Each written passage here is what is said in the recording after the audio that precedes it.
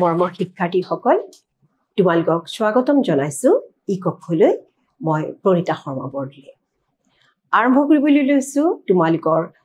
ভাৰতৰ বৈচিত্ৰ্যৰ মাজৰ ঐক্য পাঠটিৰ দ্বিতীয় অংশলৈ প্ৰশ্নাৱলী অসমীয়া সাহিত্য শ্ৰেণিকা নিশ্চয় উলিয়াই দিছা তোমালোকে এতিয়া পাঠটিৰ শেষৰ খিনি চোৱা আমি 10 নম্বৰ প্ৰশ্নোত্তৰলৈকে কৰিছিলো ন এতিয়া আমি 11 নম্বৰ প্ৰশ্নোত্তৰ 11 নম্বৰ পৰা আৰম্ভ কৰিছো শেষলৈকে এতিয়া চাই যোৱা 11 নম্বৰ প্ৰশ্নৰ ক প্ৰশ্নটো হৈছে কোনবোৰ লোক মংগোলীয় প্ৰজাতিৰ লোক কোনসকল নগা বড়ো মিচিং কাৰ্বি গাৰো এই সকল হৈছে মংগোলীয় গোষ্ঠীৰ লোক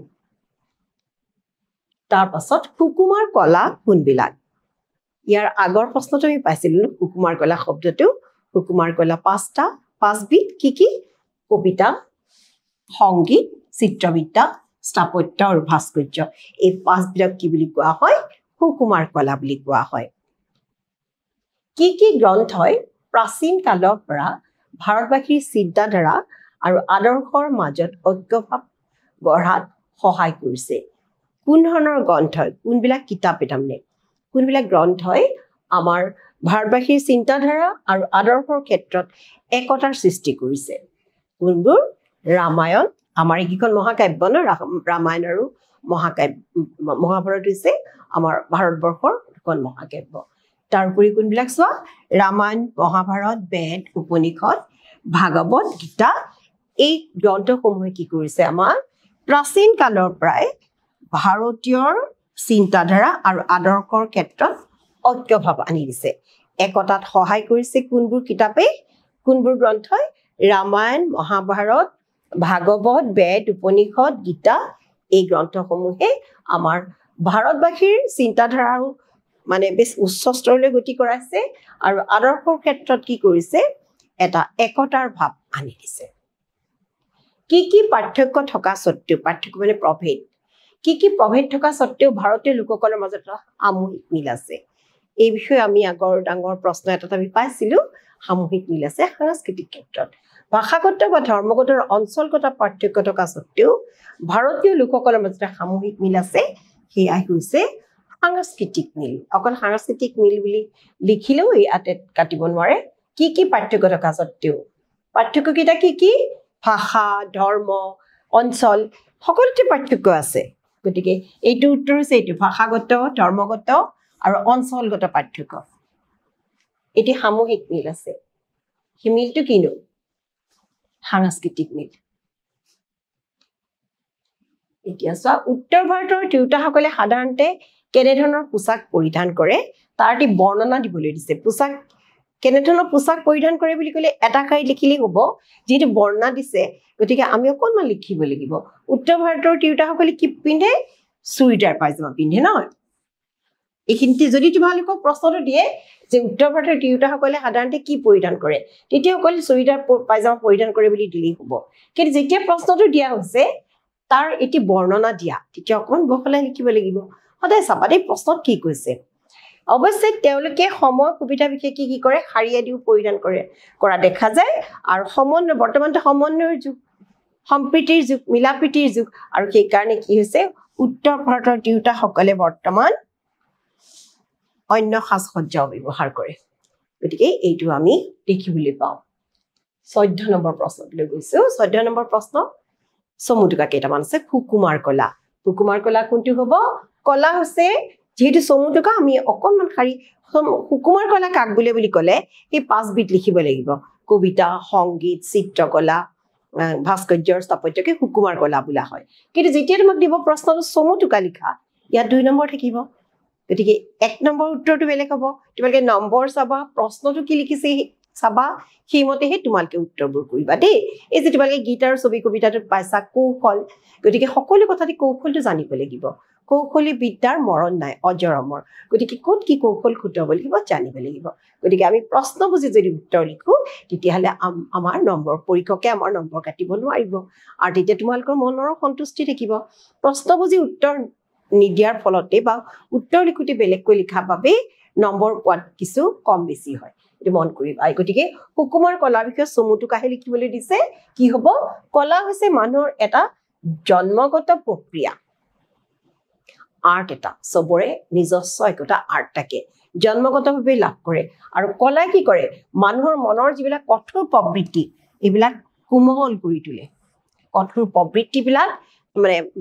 জীৱনটো আমাক যিবিলাক শিকাবিলাক টান কৰি তোলে কিন্তু এই যে হুকুমাৰ কলাৰ যদি অনুভৱবিলাক থাকে আমি যদি হুকুমাৰ কলা যদি ব্যৱহাৰ কৰিব পাৰো জানো শিকো তে কি হ'ব আমাৰ মনটো কোমল হ'ব মুঠতে আমাৰ 64 বিধ কলা আছে মুঠ 64 বিধ কলাৰ ভিতৰত হুকুমাৰ কলা হৈছে কি কবিতা সংগীত চিত্ৰবিদ্যা স্থাপত্য আৰু ভাস্কৰ্য ইয়া হল হুকুমাৰ কলা সমুটুকা তাৰ পিছত আহিলে সংগীত তোমালকে জানাই সংগীত হৈছে হুকুমাৰ কলাৰ এক অন্যতম বিভাগ হুকুমাৰ কলাৰ অন্যতম বিভাগ গীত বাদ্য আৰু নৃত্য গীত বাদ্য মানে যিহেৰে বজোৱা হয় আৰু নৃত্য এই গুটেইকেইটাৰ লগ হ'লেহে আচলতে সংগীত হয় গীত বুলি ক'লে অকল গানটো গালি হ'ব কিন্তু সংগীত বুলি কোৱাৰ লগে গীত বাদ্য আৰু নৃত্যৰ সমন্বয় হৈছে সংগীত আৰু এই কলাই কি কৰে সকলোকে আকৰ্ষিত কৰে আৰু সংগীতৰ স্বৰ কেইটা 7টা সাৰে গামা পাধানি গতিকে সাৰে গামা পাধানিৰ পৰাই সংগীতৰ কিমান ডাঙৰ এটা স্তৰৰ সৃষ্টি হৈছে সংগীতটো এটা মানে এনেকুৱা ধৰণৰ বস্তু যে খুব মন বেয়া লাগিলেও গীত শুনাৰ লগে সংগীতৰ মাধুৰীমাই আমাৰ মনলৈ সন্তুষ্টি আহে গতিকে এয়া সংগীত তাৰপাছত আহিলে কুখানসকল এটা জাতি এই কুখান জাতিৰ বিষয়ে আমি জানো কুখানসকল আছিল এটা বিদেশী জাতি আমাৰ ভাৰতবৰ্ষলৈ আহিছিলে ন খ্ৰীষ্টপূৰ্ব 2য় শতাব্দীত পল্লৱসকলক পৰাজিত কৰি কুখানসকলে প্ৰথমতে ভাৰতৰ উত্তৰ পশ্চিম অংশত আধিপত্য বিস্তাৰ কৰে আৰু কুখান বংশৰ শ্ৰেষ্ঠ ৰজা কনিষ্ক তেওঁৰ কি হৈছিল চোৱা অশ্বঘোষ নাগাৰ্জুন বহুমিত্ৰ আৰু চৰক নামৰ বিদগ্ধ পণ্ডিতসকলে কনিষ্কৰ ৰাজসভা অলংকৃত কৰিছিল আৰু এই চৰক সংহিতা চিকিৎসা বিজ্ঞানৰ এখন উল্লেখযোগ্য পুথি চৰক সংহিতা নামটো নিশ্চয় শুনিছা চৰক সংহিতাখন চিকিৎসা বিজ্ঞানৰ উল্লেখযোগ্য পুথি আৰু এই কুখান বংশৰ শ্ৰেষ্ঠ ৰজাজনৰ নাম কনিষ্ক এইটো আটাইতকৈ ইম্পৰ্টেণ্ট কথা দেই কনিষ্কৰ দিনতে কুখান বংশৰ যথেষ্ট উন্নতি হৈছিল তাৰপিছত ব্যাসদেৱে মহাভাৰত ৰচনা কৰিছিল অষ্টাদশ প্ৰণেতা ব্যাস হ'ল প্ৰাচীন কালৰ এজন মুনি তেওঁ মহামুনি পৰাশৰ পুত্ৰ তেওঁ কাৰ পুত্ৰ আছিল পৰাশৰ মুনি পুত্ৰ তেওঁৰ প্ৰকৃত নাম আছিল কৃষ্ণদ্বৈপায়ন ব্যাসদেৱৰ আনটা নাম হৈছে কৃষ্ণদ্বৈপায়ন তেওঁ মহাভাৰত আৰু অষ্টাদশ পুৰাণ প্ৰণেতা হিচাপে জগত বিখ্যাত তেওঁ পৃথিৱীত সকলোৱে কি বুলি জানে মহাভাৰত আৰু অষ্টাদশ পুৰাণ প্ৰণেতা গোটেই পৃথিৱী বিখ্যাত তেওঁ বেদ প্ৰণয়ন কৰি তেওঁ বেদব্যাস হিচাপে তেওঁ কিহৰ কাৰণে বেদব্যাস বুলি কোৱা হয় বেদ প্ৰণয়ন কৰাৰ কাৰণে তেখেত বেদব্যাস হিচাপে জনমানস প্ৰখ্যাত হৈ পৰে তেওঁ সকলোৱে বেদব্যাস বুলি এইকাৰণে জানে যে তেওঁ বেদখন লিখিছিলে এইকাৰণে বেদব্যাস বুলি কোৱা হয় মক্কা তোমালোকে জানাই মক্কালৈ গ'লে পুণ্য অৰ্জন হয় মক্কা ইছলামসকলৰ পবিত্ৰ তীৰ্থস্থান মক্কা আৰব দেশৰ ৰাজধানী আছিল ইয়াৰ মাজতে ইছলাম ধৰ্মৰ প্ৰৱৰ্তক হজৰত মহম্মদৰ জন্ম হৈছিল হজৰত মহম্মদৰ জন্মস্থান কাৰণে মক্কা পৰম পবিত্ৰ স্থান ইছলাম ধৰ্মৰ প্ৰৱৰ্তক হজৰত মহম্মদৰ জন্ম প্ৰাচীন এই চহৰখনক ইছলাম ধৰ্মৰ মানুহে পবিত্ৰ তীৰ্থস্থান হিচাপে জ্ঞান কৰে এইকাৰণে মক্কালৈ গ'লে পুণ্য অৰ্জন কৰা হয় বুলি পেলাই মানি লোৱা হয় আৰু লগতে আৰু এটা কথা তোমালোকে আৰু জানি থোৱা উচিত আমাৰ অসমত পুৱা মক্কা আছে পুৱা মক্কা তাতে মক্কালৈ গ'লে যিখিনি পুণ্য হয় যদি কোনোবাই যাব নোৱাৰে তোমালোক যাবাচোন বাৰু গ'লে খুব ভাল লাগে মনটো একদম পবিত্ৰতাৰে ভৰি পৰে এই পুৱা মক্কাত গ'লেও মানে এপুৱা মানে আধাতকৈ কম আৰু 4 ভাগৰ আধা ভাগ হ'ব তোমালোকৰ এপুৱাটো বুজালে জানা নিশ্চয় 250 গ্ৰাম গতিকে 4 অংশ নহয় আধাতকৈ আধা অংশ পুণ্য লাভ হয় এপুৱা পুণ্য লাভ হয় পুৱা মক্কালৈ গ'লে এয়া পুৱা মক্কালৈ যাব নোৱাৰিলে কিছুমানে পুৱা মক্কালৈ যায় যিহেতু বহুত দূৰ আৰব দেশত তাৰপিছত আহিলে বশিষ্ঠ মুনি জানাই বশিষ্ঠ আশ্ৰম হ'লে তোমালোক নিশ্চয় গৈছা ব্ৰহ্মাৰ মানস পুত্ৰ তেওঁ আছিল ব্ৰহ্মাৰ মানৱ পুত্ৰ আৰু মন্ত্ৰদ্ৰষ্টা ঋষি তেওঁ বহুত মন্ত্ৰ জানিছিলে সূৰ্যবংশ ৰজাসকলৰ কুলপুৰুষিত সূৰ্যবংশ মানে কোন দশৰথৰ যিটো বংশ ৰামচন্দ্ৰ ৰাম লক্ষ্মণ ভৰত শত্ৰুঘ্ন পিতৃ আছিল দশৰথ তেওঁলোকৰ কুলপুৰুষিত আছিলে বংশৰ পুৰোহিত আছিলে বশিষ্ঠ মুনি গুৱাহাটী নগৰৰ দক্ষিণ ফালে পৰ্বতৰ কাষত থকা এখন তীৰ্থস্থান ইয়াত বশিষ্ঠই আশ্ৰম কৰি আছিল গুৱাহাটী ক'ত আছে জানাই তোমালোকে গুৱাহাটী নগৰৰ দক্ষিণ ফালে পৰ্বতৰ কাষত থকা এখন তীৰ্থস্থান বশিষ্ঠ আশ্ৰম ইয়াতে বশিষ্ঠই আশ্ৰম কৰিছিলে কাৰণে বশিষ্ঠ আশ্ৰম বুলি কোৱা হয় আশ্ৰম পাতি বাস কৰিছিলে এইখিনি হ'ল আমাৰ চমুটুকা এইবাৰ আকৌ আমি 15 নম্বৰ প্ৰশ্নলৈ ভাৰতবৰ্ষ এখন অতি সুসভ্য ঐতিহ্যপূৰ্ণ দেশ ঐতিহ্যৰে ইতিহাসেৰে পৰিপূৰ্ণ দেশ ঐতিহ্যমণ্ডিত বা ঐতিহ্যপূৰ্ণ দেশ কথাষাৰ বুজাই লিখিব লাগে বহলাই গোটেই পৃথিৱী যেতিয়া অজ্ঞান আন্ধাৰত ডুব গৈ আছিলে তেতিয়া কিন্তু আমাৰ ভাৰতবৰ্ষখন এখন যেতিয়া অজ্ঞান অন্ধকাৰত ডুব গৈ আছে তেতিয়া আমাৰ ভাৰতবৰ্ষ এখন ঐতিহ্যপূৰ্ণ সভ্য দেশ আছিলে তেতিয়া সভ্যতা বিৰাজমান কৰিছিল তেতিয়া ভাৰতবৰ্ষ কি বিষয়ত আগবঢ়া আছিল দৰ্শন বিজ্ঞান সাহিত্য সুকুমাৰ কলা এইবিলাক বিষয়ত কি হৈছিলে উন্নতিৰ উচ্চ শিখৰত উপনীত হ'ব পাৰিছিল সকলো দিশতে আগবঢ়া হৈ আছিলে অতীজৰে পৰা সেই তাহানি কালৰে পৰা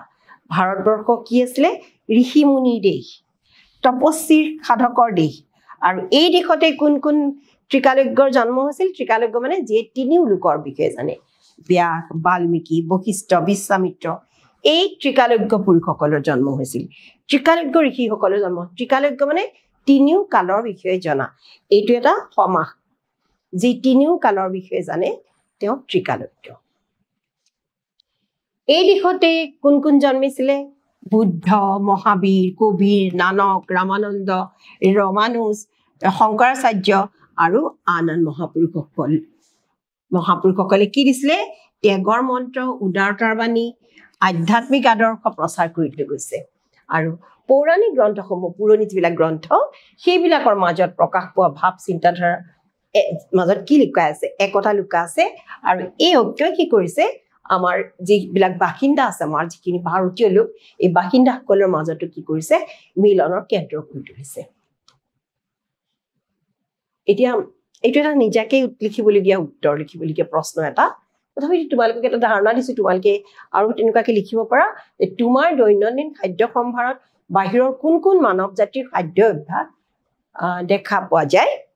খাদ্যাভ্যাস পোৱা যায় চমুকৈ লিখা আমি কি খাওঁ ভাত বাহিৰৰ বিলাকে কি খায় ৰুটি